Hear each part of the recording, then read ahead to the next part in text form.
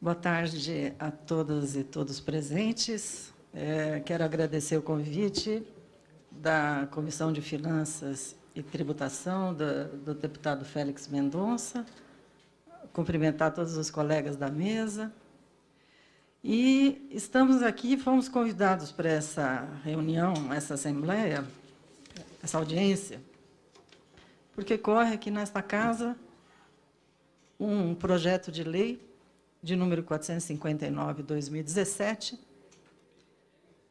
sobre securitização de créditos, um projeto cifrado, dificílimo de entender, os próprios parlamentares não conseguem compreender, a gente, para tentar entender, estudou muito, participamos, inclusive, de uma CPI em Minas Gerais sobre uma dessas empresas, e é isso que estamos tentando entender aqui. Que projeto é esse? E é um projeto que nós dizemos que visa legalizar uma série de empresas que já estão estabelecidas, funcionando, a total revelia da legislação vigente, constitucional e infraconstitucional, totalmente a revelia dessa legislação. Eu vou procurar aqui exemplificar com o caso de São Paulo, que é o meu estado, para dar uma dimensão do que isso significa, mas todas as demais são muito semelhantes, né? Porque é como se fosse, assim, rato em queijo. Em cada estado tem lá uma empresa dessa funcionando hoje, a revelia da legislação, e em diversos, inúmeros municípios. No município de São Paulo tem uma empresa que foi criada, a SPSEC, mas não funcionou até agora, justamente com receio de agir de uma maneira contrária à legislação. Mas, no estado de São Paulo, a CPSEC, Companhia Paulista de Securitização, vem funcionando, foi instituída em 2009, e, a partir de 2012, começou a emitir debêntures. Eu vou tentar ver com vocês o que isso significa, por que isso está acontecendo, porque tantos estados e tantos municípios têm aderido e têm assumido esse risco de entrar numa jogada ilegal, não é? No estado de São Paulo, a Lei 13.723, de 2009, foi aprovada para tentar dar uma legalidade à criação dessas empresas de securitização. Ela tenta dar uma legalidade, mas não consegue, porque, apesar dela ter sido aprovada, ela afronta diversos outros ordenamentos, tais como a Constituição e diversos outros. Desculpe. Mas, com base nessa lei, que foi criada, então, a tal da CPSEC, Companhia Paulista de Securitização. E essa empresa é uma empresa que alguns chamam de empresa de fachada do Estado, e eu já vou para o máximo. Para mim, é uma empresa laranja do Estado, né? Ela opera como uma laranja do Estado, né? Porque essa empresa, por exemplo, o CPSEC de São Paulo, ela funciona onde? Qual é o endereço dela? É o próprio prédio da Secretaria de Fazenda, dentro do prédio da Secretaria de Fazenda. O capital social dessa empresa é hoje de 335 milhões. Todo esse valor foi aportado pelo Estado de São Paulo. São 3.350 ações. O Estado de São Paulo possui 3.348.997 ações, mais 3.348.000 ações. Uma outra empresa estatal, a Companhia Paulista de Parcerias, possui 1.000 ações, e 3 pessoas físicas, cada um possui uma ação, cada um. Isso para dar o caráter de uma empresa para ser regida pelo direito privado, puseram lá 3 pessoas físicas, né? Uma das pessoas físicas, por exemplo, o seu Renato Augusto Zagallo Vilela dos Santos. Ele era sócio da CPSEC, diretor dessa Companhia Paulista de Parcerias, secretário da Fazenda de São Paulo e presidente da empresa, ou seja, ele acumulava todos os cargos. Então, o Estado de São Paulo é ultramajoritário. É o próprio Estado que está lá. Funciona dentro da Secretaria de Fazenda, é o próprio Estado. Para que fizeram essa empresa? O que faz dessa empresa, essa estatal não dependente criada? Qual é a função dela? Exclusivamente emitir títulos no mercado, emitir debêntures. Só isso, ela não tem outra atividade. Por quê que criaram essa empresa estatal regida pelo direito privado para emitir títulos no mercado? Porque, desde a Constituição de 88, estados e municípios são proibidos de emitir títulos da dívida pública. Então, isso é uma forma de burlar a Constituição. Criam uma empresa para emitir títulos, como disse bem quem falou aqui, o doutor Juracy, né? Debêntures são títulos financeiros, dívidas de uma empresa. Então é uma forma de burlar a Constituição, né? O Estado passa a ser responsável por aquela dívida dessa estatal, porque ele é a estatal. Essa estatal, Companhia Paulista de Securitização, é o próprio Estado. Então, emite essas debêntures. Muito bem. Essa empresa de fachada, de laranja, eu vou ler só aqui, rapidamente, só algumas ilicitudes desta legislação, né, que a Constituição do Estado de São Paulo, no artigo 176, diz que são vedadas a vinculação de receita de impostos a órgão, fundo ou despesa, ressalvadas as permissões previstas no artigo 67 da Constituição Federal. Então, não pode vincular a receita do Estado a nada. Essa é uma Constituição que está proibida, né? A resolução do Senado Federal, número 43, também é outra infração que constitui, que é o artigo 3º, diz: constitui operação de crédito, né? O doutor Antônio falou sobre que provou lá que realmente é uma operação de crédito, e aqui diz a resolução do Senado Federal, que constitui operação de crédito para efeitos dessa resolução os compromissos assumidos com credores situados no país ou no exterior, em razão de mútuo, abertura de crédito, emissão e aceite de título, aquisição financiada de bens, etc., né? Equiparam-se a operações de créditos, no parágrafo 1º, recebimento antecipado de valores de empresa em que o poder público detenha. Ou seja, fica extremamente claro que é uma operação de crédito vedada por lei para o Estado. O artigo 5º diz: é vedado aos Estados, Distrito Federal e aos municípios o recebimento antecipado de valores de empresa em que o poder público detenha, direta ou indiretamente, a maioria do capital social com direito a voto, salvo lucros e dividendos, né? Então, essa legislação que cria essas empresas, que já estão existindo, já estão funcionando, são completamente ilegais. E é isto que este projeto de lei 459 quer corrigir, porque em vários estados ações judiciais estão sendo movidas contra os administradores que estão procedendo dessa forma. Então, para vocês verem como a Constituição da Companhia Paulista de Securitização é irregular, é ilegal, né? No Estatuto Social da empresa, da companhia, tem um capítulo que se denomina Mecanismo de Defesa. Esse mecanismo de defesa que está lá no Estatuto Social diz que assegura a todos os membros dos órgãos estatutários, os diretores, conselhos de administração, todos, incluindo também aos empregados, prepostos e mandatários, garantia de amparo jurídico por meio de escritório de advocacia externo, em processos judiciais e administrativos propostos durante ou após os respectivos mandatos, por atos relacionados com o exercício de suas funções.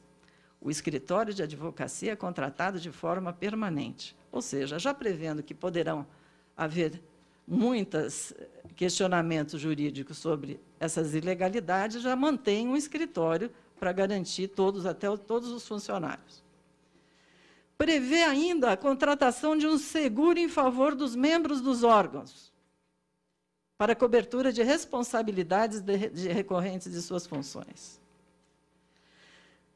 Na carta aberta aos desbenturistas, quando eles oferecem as debêntures, eles alertam aos investidores que eventuais alterações nos atos normativos podem afetar negativamente a solvência dos créditos dos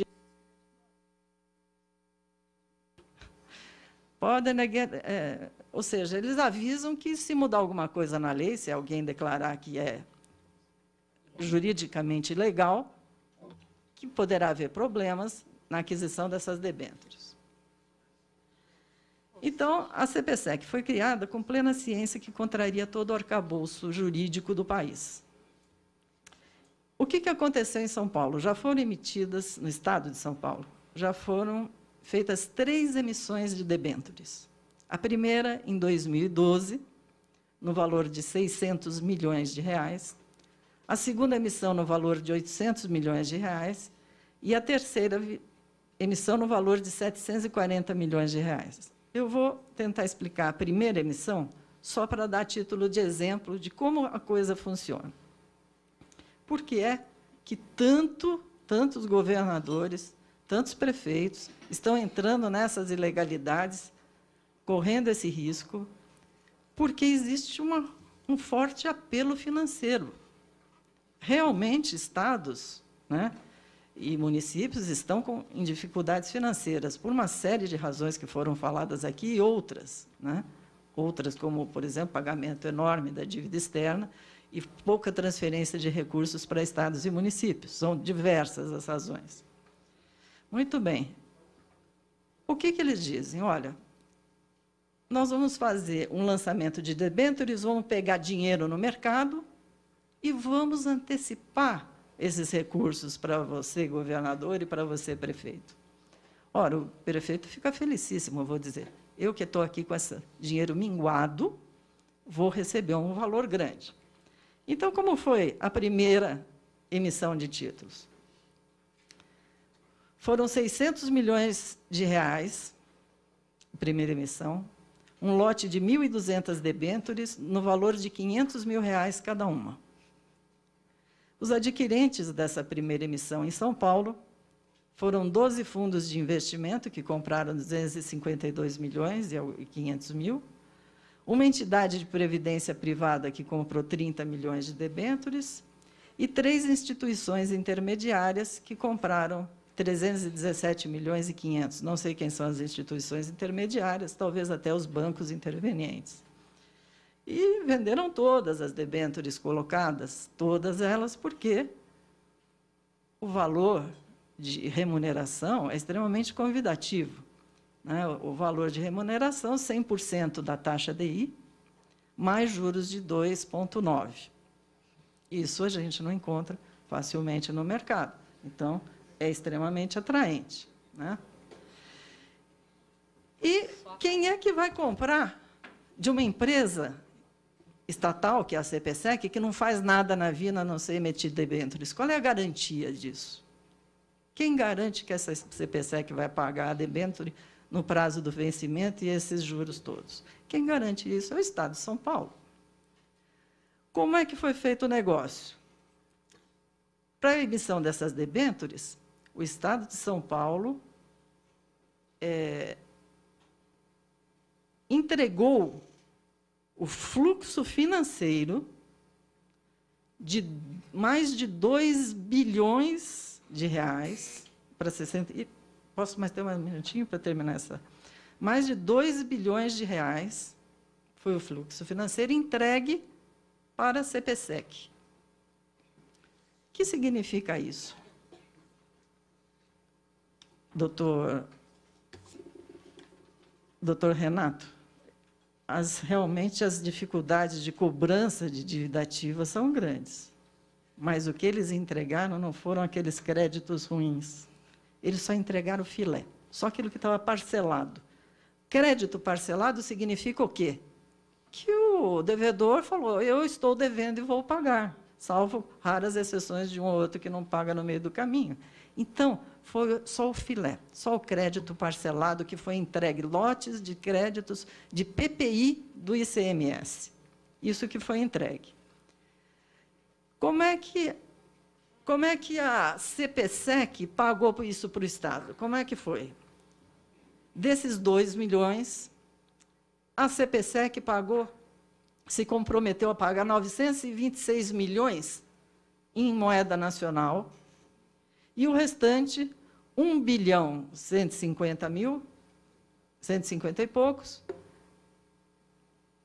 o Estado de São Paulo emitiu debêntures subordinadas, que foi uma garantia, que vão ser pagas pela CPSEC ao Estado em 20 e tantos anos. Demora 20 e tantos anos para pagar. Como é que a CPSEC pagou esse dinheiro em moeda nacional? 600 milhões foi com a captação de recursos daquelas debêntures que ele colocou no mercado, né? Pegou aquele dinheiro e pagou para o governador, que ficou felicíssimo, né? Pegou 600 milhões, estou feliz da vida. Agora eu tenho caixa e vou aqui trabalhar no meu estado. E os 326 milhões, que a CPSEC não tinha caixa, porque eu examinei todos os balanços da empresa, acredito que tenham sido pagos, porque o governo pegou e aumentou o capital social da CPSEC em 300 e tantos milhões, e acho que anulou uma pela outra. Então, o governo deve ter recebido aí 600 milhões de reais. Muito bem.